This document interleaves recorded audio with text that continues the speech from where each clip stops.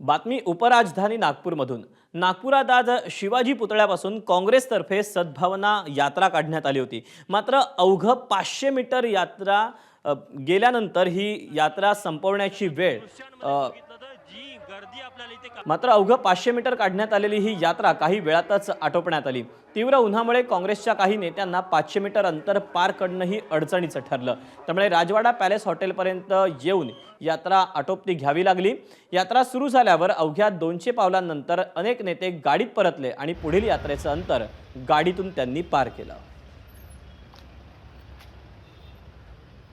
आज काँग्रेसची नागपुरातील हिंसाचारग्रस्त भागामध्ये सद्भावना यात्रा आहे आणि स्वतः नामदेव किरसाण साहेब आपल्या सोबत आहेत, गडचिरोलीचे खासदार आहे। सद्भावना यात्रा आज काढली जात आहे, काय म्हणणं आहे?